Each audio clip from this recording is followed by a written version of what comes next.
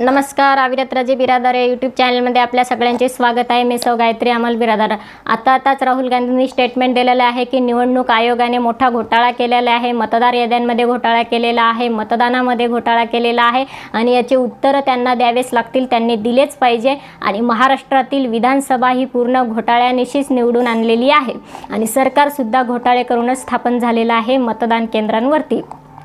म्हणजे राहुल गांधींना आता हे सांगायचं आहे की बऱ्याच ठिकाणी किंवा अनेक गावांमध्ये मतदार हे बोगस मतदार होते, अनेक मतदारांचे नाव अनेक ठिकाणी होते आणि अनेक ठिकाणी त्यांनी मतदान केलेलं आहे, हे उघडकीस लोकांच्या नजरेत आलेलं आहे आणि अचानक मतदानाचा आकडा सुद्धा वाढवण्यात आलेला आहे असं राहुल गांधींचं म्हणणं आहे। कारण दुपारपर्यंत अतिशय कमी असणारा मतदानाचा आकडा 5च्या टायमाला अचानक वाढतो, हे आश्चर्यचकित करणारं आहे। अचानक 5 वाजता मतदान कसं काय वाढू शकतं?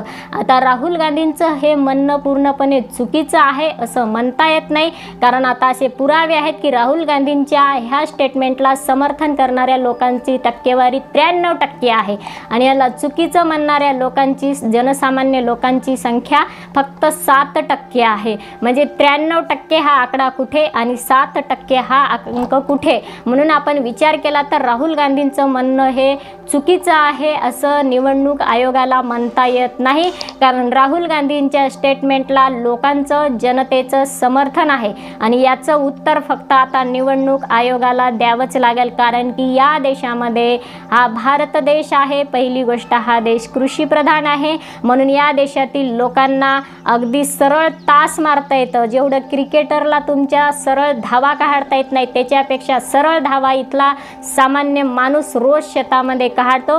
क्रिकेटरच्या धावा मोजल्या जातात, अद्यापपर्यंत कुठलंही सरकार इथे आलं नाही की आमच्या शेतकरी बाप्पाच्या धावा मोजणारा। इतका हुशार हा इथला जनसामान्य माणूस आहे, म्हणून निवडणूक आयोग जनतेला मूर्खात काढू शकत नाही। म्हणून हे जनसामान्य लोकांनी त्यांचं समर्थन दर्शवलं आहे की 93% आहे। आता प्रश्न उरला 7% लोकांचा। बहुसंख्य जिकडे असते तीच आपल्याला मान्य करावं लागतं। या 7% लोकांना कोणीही विचारणार नाही, कारण 93च्या तुलनेत आता इथे 90 जर असतं तर ठीक होतं बाबा, 93च्या तुलनेत 7 म्हणजे काय? 50-50 असलं तरी ठीक होतं, 60-40 असं असतं तरी ठीक होतं पण हे खूप अंतर मोठं आहे। 10%ही नाहीत ना लोक राहुल गांधींना चुकीचं म्हणणारं। निवडणूक आयोग हा चुकीचं कामं केलं आहे आणि म्हणून जनतेनं हे उत्तरं दिलेले आहेत। आता निवडणूक आयोगाचं काम आहे यांना उत्तरं द्यायचे, कारण की पहिली गोष्ट झाला हा देश कृषीप्रधान आहे, दुसरी गोष्ट हा देश लोकशाही प्रधान आहे। या देशामध्ये लोकशाही आहे, सत्ता लोकांच्या हातात आहे, पॉवर टू दी पीपल, सत्ता लोकांच्या हातात आहे। फक्त लोक पॉवरचा वापर करत नाहीत, अंमलबजावणी करत नाहीत, याचा अर्थ त्यांना माहीत नाही असं नाही। निवडणूक आयोगाने समजू नये, सगळ्या गोष्टी निवडणूक आयोगालाच माहीत आहेत आणि या देशाचे मालक निवडणूक आयोगच आहे असं निवडणूक आयोगातील लोकांनी बिलकुल समजू नये। इथलं सरकारसुद्धा लोकांच्या हाताखालचं मुनीम आहे आणि निवडणूक आयोग, प्रशासकीय यंत्रणा लोकांच्या हाताखालची नोकर आहेत, चपराशी आहेत, सेवक आहेत, हे लक्षात घ्यावं। आणि म्हणून हा देश लोकशाही प्रधान आहे।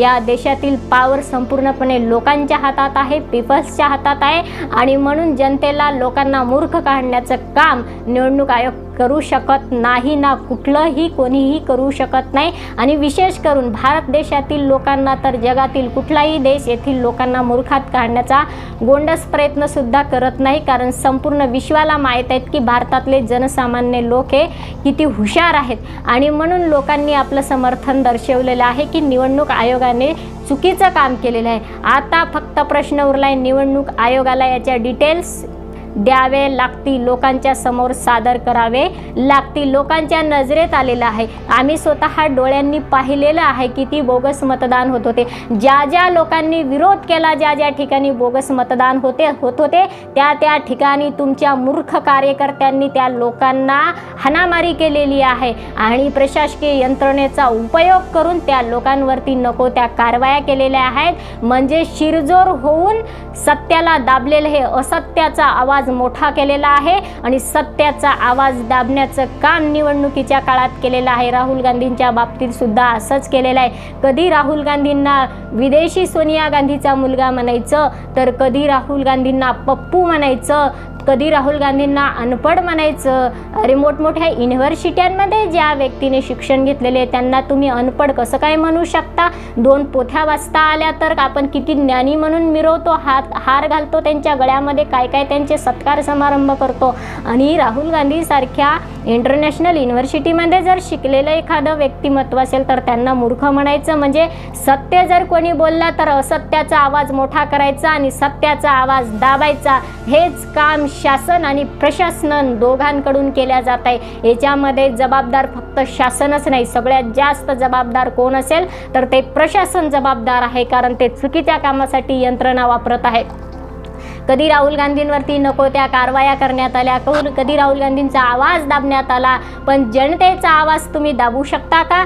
आज लोकांनी राहुल गांधींचं 93% लोकांनी समर्थन दर्शवलेलं आहे. निवडणूक आयोगांनी आता गप्प बसायचं नाही. दाखवा आता तुमची पावर. खूप पावर आहे ना प्रशासकीय तुमच्यामध्ये, लय प्रशासकीय पावरचा तुम्ही उपयोग करून लोकांना भेडवताना ज्या वेळेस लोक तुम्हाला जॉब विचारतील, ज्या वेळेस लोक तुम्हाला उत्तरे मागतील, त्यावेळेस बुरखे घालून लपून बसू नका. निवडणूक आयोगाने म्हणजे झालं. लय वापर करू शकतो शासनापेक्षाही शिरजोरी प्रशासन म्हणून तुम्ही करता आणि म्हणून निवडणूक आयोगाने आता उत्तरं दिले पाहिजे. जर नाही दिले तर लोक येतील. तुम्हाला वाटतं ना आम्ही शासनाच्या बाजूने काम केले, शासन आमच्यावरती कारवाई करणार नाही. निवडणूक आयोगांना वाटतं निवडणूक आयोगामध्ये काम करणाऱ्या प्रत्येकांनी लक्षात ठेवा, लोक येतील तुमच्या ऑफिसला, कुलप ठोकतील, कुलपावर कुलप ठोकतील, कुलपावर कुलप. एक कुलूप मोडलं ना दुसरं मोडलं ना तिसरं मोडलं ना चौथं, लाखो कुलप ठोकतील तुमच्या ऑफिसला. तुमच्या खुर्च्या घरी नेतील, घरी, कारण पावर लोकांच्या हातामध्ये आहे. तुमच्या खुर्च्या घरी नेल्या जातील, तुम्हाला ऑफिसमध्ये बसू दिलं नाही. दुसरी गोष्ट, तुम्हाला वाटतं ना आमच्यावर कारवाई कोण करेल, आम्ही सरकारसाठी काम केलंय म्हणून, आम्ही सत्ताधाऱ्यांसाठी काम केलंय म्हणून, आम्ही सत्ताधाऱ्यांसाठी बोगस याद्या मतदानाच्या वाढवल्या म्हणून असं वाटतं ना, लोक तुम्हाला ऑफिसमध्ये बसू देणार नाही, लोक तुमच्यावरती कारवाई करतील. तुम्हाला वाटतं ना प्रशासकीय यंत्रणा आमची, गृहमंत्री आमचा, गृह खातं आमचं, अर्थमंत्री आमचा, पैशाच्या घराच्या चाब्या आमच्या, सगळं आमच्याकडे, असं वाटतं ना. लोकांकडे सुद्धा जेल आहे, लोकांकडे सुद्धा यंत्रणा आहे. लोक तात्काळ कोंडवाड्याचे कुलप खोडतील आणि तुम्हाला कोंडवाड्यामध्ये दाबतील नेऊन. प्रत्येक गावामध्ये जेल आहे ज्याचं नाव फक्त तुरुंग नाही, कोंडवाडा आहे. पूर्वी त्याच्यामध्ये जनावरं कोंडायचे, तुम्ही जनावराच्या पलीकडचे काम करायले देशामध्ये, देशाला विकून खाण्याचं काम करायले, सत्याचा आवाज दाबायलेत. एवढ्या मोठ्या जनसामान्य भोळ्या भाबड्या जनता जनार्दनाचा आवाज तुम्ही दाबायलेत, म्हणून तुम्हाला कोंडवाड्यात दाबण्याची वेळ आणलेली आहे आता. आणि म्हणून लोक तुम्हाला कोंडवाड्यामध्ये डांबतील. इतकंही बोगस काम करायचं नसतं देशासाठी. 2-2 लाख 4-4 लाख वेतन घ्यायचे नोकरीच्या नावाखाली आणि असे बोगस कामं करायचे. आणि मतदार म्हणजे काय, मतदानाची ताकद किती आहे? एका मतदानाची ताकद सुद्धा निवडणुकीचा निकाल बदलू शकते. एका व्यक्तीच्या मतदानाची ताकद संपूर्ण देशाची सत्ता बदलू शकते. एवढी एका मतदानामध्ये ताकद आहे. एका मतदानामध्ये इतकी ताकद आहे. आणि तुम्ही लाखो मतदान हे बोगस बनवत आहेत, लाखो मतदानाच्या याद्या वाढवत आहेत. तुम्ही कुठून आणता हे नावे शोधून, कुठून आणता ही आकडेवारी? प्रशासकीय सत्ता हातामध्ये असली, सत्ताधाऱ्यांची पावर असली म्हणजे काहीही चालतं, काहीही करता येतं. ही भारतभूमी आहे, यामध्ये असत्य काहीच चालत नाही. इथे सत्यच कायमस्वरूपी चालते. म्हणून या देशातील चलनाच्या प्रत्येक नाण्यावर सत्यमेव जयते लिहिले आहे, नाहीतर असत्यमेव जयते लिहिलं असतं. इथं शेवटी सत्याचाच विजय होतो. इथे हरिश्चंद्राचाच विजय झालेला आहे, इथे प्रभू रामचंद्राचाच विजय झालेला आहे. खूप पावर होती रावणाच्या हातात, खूप श्रीमंती होती, खूप पैसा होता, खूप घमंड होता, जसं आता सत्ताधाऱ्यांमध्ये आहे. सगळ्या पक्षाच्या सत्ताधाऱ्यांमध्ये घमंड आहे. असं नाही की काँग्रेसच्या नाही, भारतीय जनता पार्टीच्या नाही, सगळे सारखेच आहेत. सगळ्यांकडे सारखाच घमंड आहे, सगळ्यांकडे सारखाच पैसा आहे. जो तो सत्तेवर येतो तो तसाच लुटतो. पैशाच्या घराच्या चाब्या स्वतःकडे घेतो आणि आपले पैशाचे घरं बांधतो. पुन्हा सगळे सारखेच आहेत. इथे कोणताही पक्ष वर नाही, कोणताही पक्ष खाली नाही. आणि निवडणूक आयोगाने तर आता तर हद्दच ओलांडली आहे. फरक एवढाच होता की मागच्या काळातील पक्षांची सत्तेंची यांना एवढं काही घबाड मिळत नव्हतं. आता भ्रष्टाचार करण्यासाठी प्रचंड घबाड मिळते. पूर्वी भ्रष्टाचार फक्त योजनेतून करता येत होता, सरकारचा काही घबाड मिळत नव्हता भ्रष्टाचार करणाऱ्यांना. आता भ्रष्टाचार करणाऱ्यांना अभय मिळते, डायरेक्ट मंत्रीपद मिळते. जो भ्रष्टाचार जास्त करेल त्याला सगळ्यात जास्त मोठा मंत्री. ज्यानं समजा भ्रष्टाचार करण्याची हद्दच ओलांडली त्याला तर डायरेक्ट अर्थमंत्रीच, म्हणजे पैशाच्या घराचा रखवालदारच त्याला करायचं. जो त्याच्याही पेक्षा जास्त भ्रष्टाचार केला त्याला त्याही पेक्षा मोठमोठ्या ऑफर दिल्या जातात. आता फक्त एवढाच फरक आहे, पूर्वी भ्रष्टाचाऱ्यांना अशा काही ऑफर दिल्या जात नव्हत्या आणि त्यांच्यावरती कठोर कार्यवाही होत नव्हत्या. ते भ्रष्टाचार करून मोठे व्हायचे, म्हातारे व्हायचे, एक दिवस मरून जायचे, असंच होतं. आता भ्रष्टाचार करणाऱ्यांना मोठमोठे पदं दिली जातात, सत्तेत सामील करून घेतल्या जाते, त्यांना मोठमोठ्या पदावरती नेल्या जाते, त्यांना प्रचंड अभय दिलं जात आहे. आणि ईडी असेल, सीबीआय असेल, कोणी असेल, या सगळ्यांचा अभय सगळ्यात जास्त भ्रष्टाचार करणाऱ्यांना मिळत आहे. एवढाच फरक आहे आताचा आणि पूर्वीच्या सत्ताधारी पक्षाचा, बाकी कुठलाही फरक नाही. याच्यामध्ये पूर्णपणे चुकीचं कोणी असेल तर सत्ताधारी किंवा कुठलाही पक्ष चुकीचा नाही, कारण पक्षाचं कामच आहे. यामध्ये स्पर्धा आहे निवडणुकांमध्ये, या पक्षाची सत्ता का त्या पक्षाची सत्ता, म्हणून ते वेगवेगळे गैरव्यवहार करण्याचा प्रयत्न करणारच. पण निवडणूक आयोग कशासाठी आहे? तुमचं कामच आहे ना बुवा, गैरव्यवहार निवडणुकीमध्ये होऊ द्यायचा नाही. तुमचं कामच त्याच्यासाठी आहे, तुम्हाला त्या पदाच्या खुर्च्याच त्याच्यासाठी दिलेल्या आहेत. कुठल्याही प्रकारचा गैरव्यवहार होऊ नये.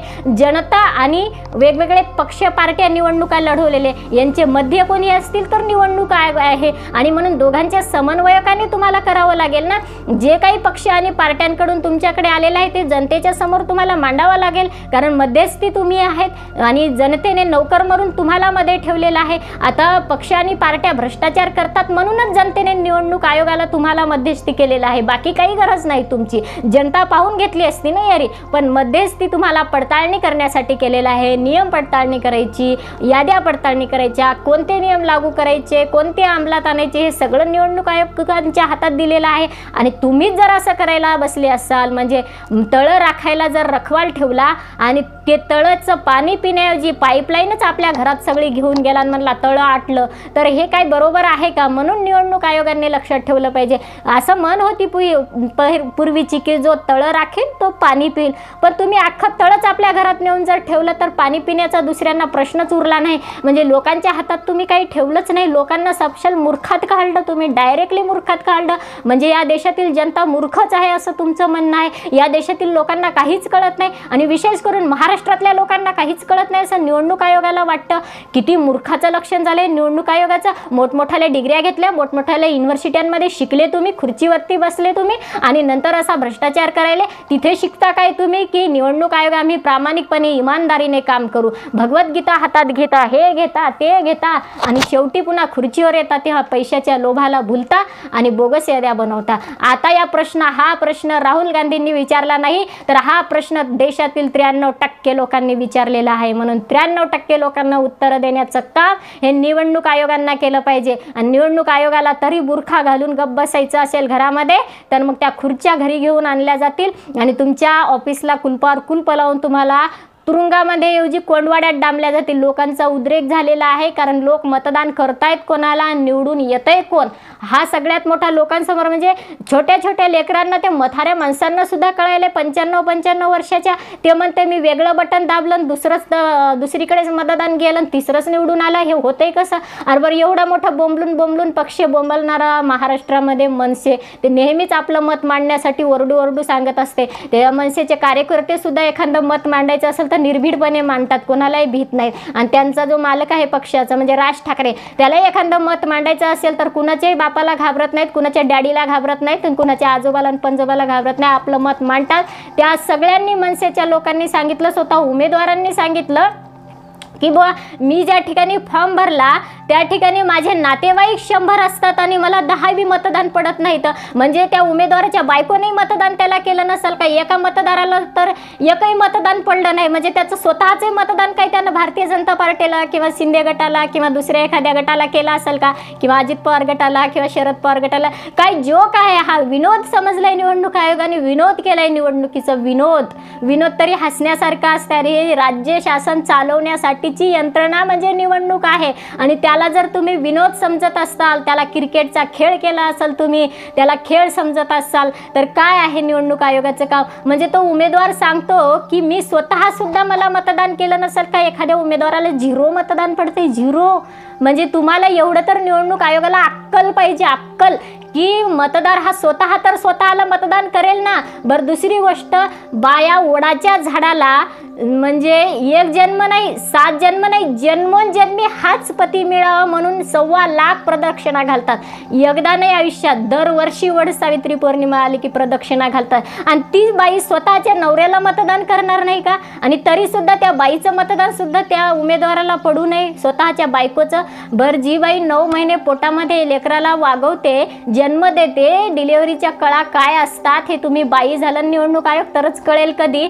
पण ती आई सुद्धा आपल्या लेकाला मतदान करणार नाही का? बाप लेकाला मतदान करणार नाही का? जो बाप आपला वारस म्हणून आपल्या लेकाकडे बघतो, तो बाप लेकाला मतदान करणार नाही. म्हणजे एखाद्या मतदाराला 0 मतदान पडावं आणि तो उमेदवार, तो पूर्ण पक्ष सांगत आहे, ओरडू सांगत आहे की असा भ्रष्टाचार निवडणूक आयोगाने केलेला आहे, तरी निवडणूक आयोगाने गप, तोंडावर चिकटपट्टी लावून थोबाड बंद, बोलले नाहीत. काय तुमच्या तोंडात काय फेमिकॉल टाकला होता का? कोणा का फेविक्विक लावला होता येऊन? लहान मुलांनी, मोठाले माणसं तर असे रिकामे कामं करत नाही. पण निवडणूक आयोगाने, तुम्ही काय झोपले होते का निवडणूक आयोगामध्ये कामं करणारे? जर लहान लेकरं तुमच्या थोबाडाला फेमिक्विक येऊन लावत होते तोपर्यंत तुम्ही झोपा काढत होते का? जर तुमचे तोंड गप, मनसेसारखा एखादा सत्य मांडणारा निर्भीड पक्ष जर एखादा असं मत मांडतो की बाबा पूर्णपणे घोटाळा झालेला आहे, निवडणूक आयोगाने पूर्णपणे भ्रष्टाचार केलेला आहे, आम्हाला मतदान पडणार नाही का, तरी तुम्ही मनसे पक्षाला सुद्धा उत्तर दिले नाहीत. म्हणजे त्या उमेदवाराला तुमचं कर्तव्य होतं दाखवण्याचं. मतदार याद्या, मतदान कसं झालं,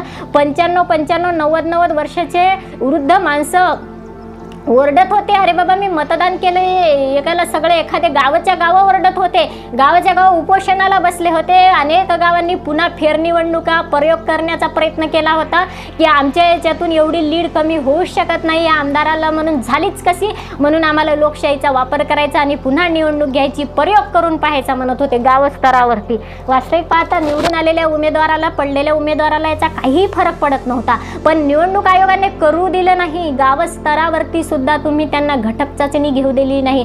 घटक चाचणीमध्ये जो विद्यार्थी नापास होतो तो बोर्डाच्या परीक्षेत मेरिट येतो, म्हणजे हे दाखवले निवडणूक आयोगाने. अरे जो घटक चाचणीत नापास झाला तो साध्या पेपरमध्ये नापास व्हायला तो बोर्डात मेरिट येतोच कसं? महाराष्ट्रातून पहिला तो येतच कसं? याचे प्रश्न लोक विचारणारच ना तुम्हाला. बाकीचे विद्यार्थी काही मूर्ख आहेत, रात्रंदिवस अभ्यास करणारे? म्हणजे बाकीचे उमेदवारांनीही मेहनत घेतली होती, त्यांनाही विश्वास होता, आत्मविश्वास होता आपल्या कार्यावर आणि कर्तृत्वावर की आपण जनतेचा आपल्याला पाठिंबा आहे, आपण निवडून येऊ शकतो. असे आश्चर्यचकित करणारे मतदार ते उमेदवार तुम्ही पाळलेले आहेत निवडणूक आयोगाने. याला प्रचंड जबाबदार, मोठ्या प्रमाणावरती जबाबदार कोणी असेल तर तुम्ही निवडणूक आयोग आहेत. आणि म्हणून निवडणूक आयोगाने लक्षात घेतलं पाहिजे की कुठलंही काम हे फार जास्त काळ टिकत नसतं. रावणाचं राज्य हे तात्पुरतंच असतं. किती घमंड, किती म्हणजे सत्तेचा उपयोग, सत्ताधाऱ्यांचा पाठिंबा, पैशाचे पोते, हे सगळं काही असलं ना तर शेवटी जळावं लागतं लाकडात. पैशाच्या नोटांमध्ये अद्याप कोणीही जाळत नाही. म्हणून पैशाच्या नोटांसाठी हा भ्रष्टाचार इथेच थांबवा. पैशाच्या नोटांसाठी लाचार बनू नका. पैशाच्या नोटांसाठी महाराष्ट्राच्या मातीशी बेईमानी करू नका, लाचारी पत्करू नका. इमानदारीने निवडणूक आयोगाने काम केलं. किमान येणाऱ्या निवडणुकांमध्ये इमानदारीनं तर तुम्हाला करावंच लागेल. नाही केलं तर लोक तुम्हाला कोंडवाड्यात दाबतीलच. कारण नवीन मतदार यायलेत ना. आता तुम्ही जुन्यांना घाबरले नाही, आता नवीन पिढी यायले, नवीन पिढी पाहत आहे. तुमच्यापेक्षा लय वरचे डोके आहेत. आता 5-5 वर्षाचे मुलं सुद्धा तुमच्यापेक्षा खूप पुढे गेलेले आहेत. तुम्ही नुसते डबल ग्रॅज्युएट आणि ट्रिपल ग्रॅज्युएट ते कुठलेच ग्रॅज्युएट नसता तुमच्या पुढे गेलेले. ते काय डोकं चालवतील सांगता येत नाही, तुम्हाला कधी घरी बसवतील हेही सांगता येत नाही. म्हणून निवडणूक आयोगाने आता राहुल गांधींच्या प्रश्नांचं उत्तर दिलंच पाहिजे. कारण की तुम्ही भारतीय जनता पार्टीसाठी हे काम केलं, ठीक आहे. उद्या काँग्रेस पक्ष जर सत्तेमध्ये आला तर तुम्ही काँग्रेससाठी करणार नाही याची काय शाश्वती?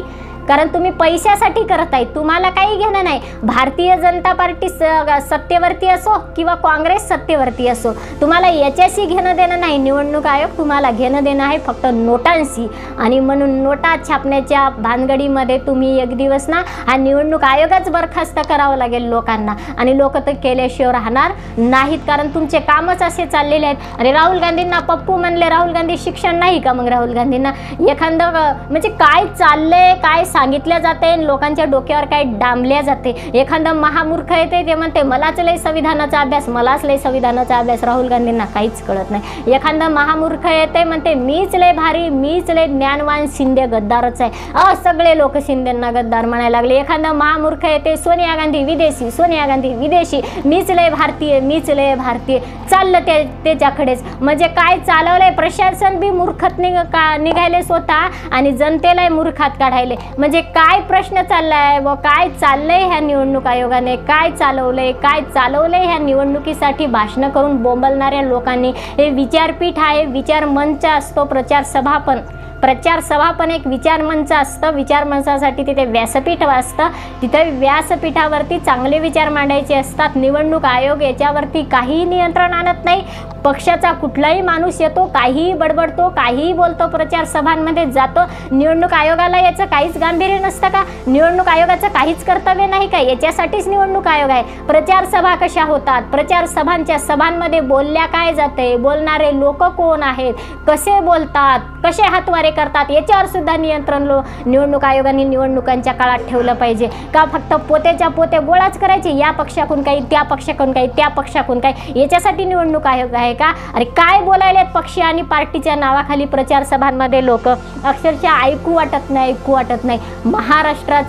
महाराष्ट्राची भूमी आहे, महान भूमी आहे. या देशातील कुठल्याही राज्याला महान राज्य म्हणलं नाही.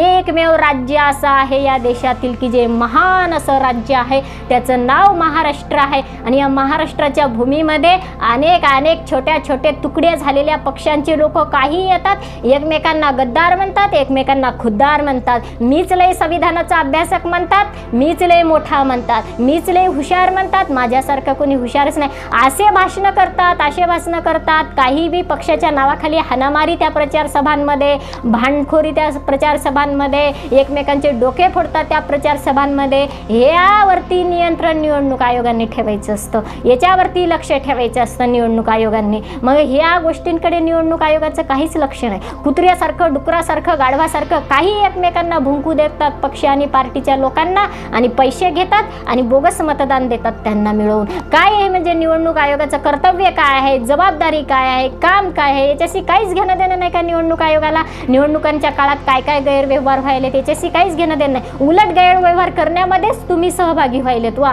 म्हणजे निवडणूक आयोग आहे कशासाठी आणि करतो काय, हे काहीच याच्याकडे गांभीर्यच नाही कुणाचं. म्हणून राहुल गांधींचं जे म्हणणं आहे ते पूर्णपणे आता बरोबर आहे, आणि त्याचे उत्तर केवळ राहुल गांधींना नाही तर या महाराष्ट्रातील जनतेला या निवडणूक आयोगाने दिले पाहिजे, अशी अपेक्षा या महाराष्ट्रातील संपूर्ण जनतेची आहे. आणि म्हणून निवडणूक आयोगाने आता बुरखा घालून मध्ये बसता कामा नये. आता उत्तर द्या निवडणूक आयोगाने, आणि पुढच्या निवडणुकांमध्ये बघू तुमची भूमिका काय असते, याच्याकडे लक्ष ठेवून आहे संपूर्ण महाराष्ट्रातील जनता.